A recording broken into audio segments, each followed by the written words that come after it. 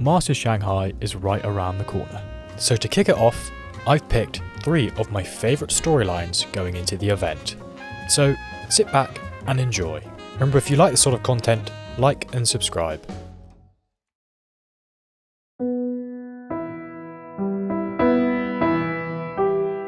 Fnatic were dominant in the first 2 events of last year, picking up back-to-back trophies.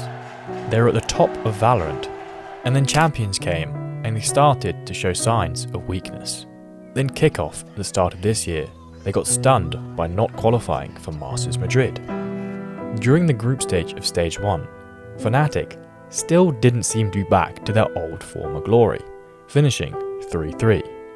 However, playoffs is where they started to show what they are capable of. Comeback after comeback was pulled off by Fnatic in multiple games, leading them to reach the grand finals, where yet again they pulled off another comeback, being down 0-2 in maps, coming back and winning 3-2, which means they pulled off something they couldn't manage to do last year, which was win a regional trophy. A very ill Leo, who could barely com on the last map of Breeze, still managed to be the highest rated player in the BO5, which is an incredible sign going into Masters Shanghai. It seems the Fnatic are starting to get their confidence back, and if they start building momentum, they can truly be a deadly force on the international stage.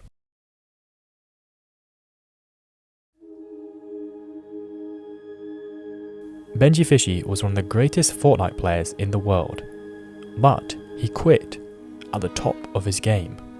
He fell out of love with Fortnite and pursued a new path, Valorant. 2022 to 2023 saw him grinding out the Tier 2 EU circuit, where he flexed between many roles, before finding himself thrust into the Tier 1 scene when joining Heretics in late 2023. Initially, the community was very skeptical, due to the assumption he was just a pickup based on brand power. Benji would only play 1 game in 2023, but it was 2024 where he really showed what he's capable of. Team Heretics managed to qualify for Masters Madrid with the help of some star performances from both Boo brothers. Despite not picking up a single win, Benji did show that he was a very strong and reliable Sentinel player, even putting up some very strong numbers against PaperX in the first half of Split, where he was really giving it to them, which unfortunately came back to bite him. Stage 1 has really proved that Benji is an incredibly consistent player. He seems to be extremely vocal and acts as the main hype man for the team, much like Zelsis on Sentinels. Arguably one of the top 10 players in the world in terms of performance right now, Benji only has more room to grow. And as Sliggy said on this week's Plat Chat, about it today, and he's just like, he is the best person to work with. He's the most coachable. He'll listen to everything, does his own setups, hypes up all the team, like gives input, but is not scared to like call out stuff that he wants changing or like get advice from anyone. Like, he's just great, and the shots he's hitting are like ludicrous, like some of the best shots I've ever seen. This is what you want in a player. Going into Masters Shanghai, Heretics do not have the other star player Miniboo, but with the likes of Riens and Woot, and still strong calling from Boo, Heretics are not to be underestimated. A good first matchup for them looks promising to them finally get their first international stage win.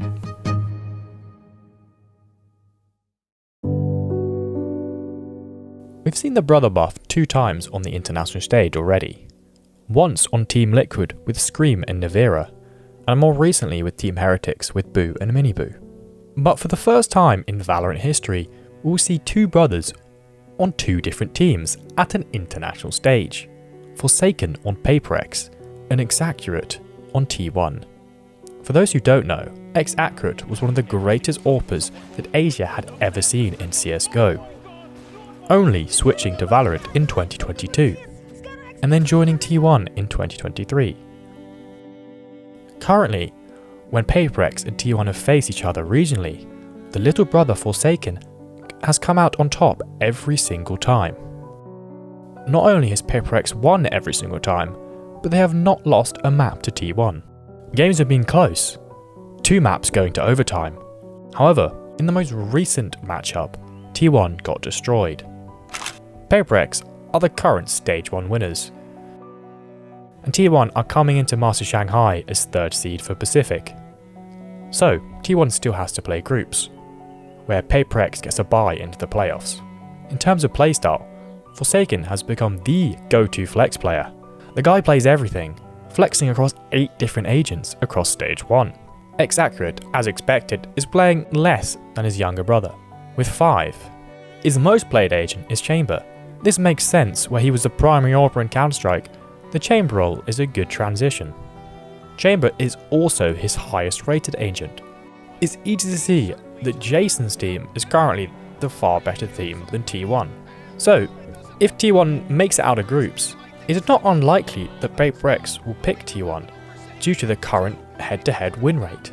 Brothers facing each other in an international playoff stage will be a match for the ages. So that's all we have time for today. Masters Shanghai starts tomorrow, with the first game at 9 AM GMT. If you want to see deeper analysis, you can check out this week's episode of Exit Frag, hosted by Zeph and Esports Andy, which also stars me and fellow Valorant YouTuber Kaizen. If not, thank you for watching my video, and maybe check out some of my other videos.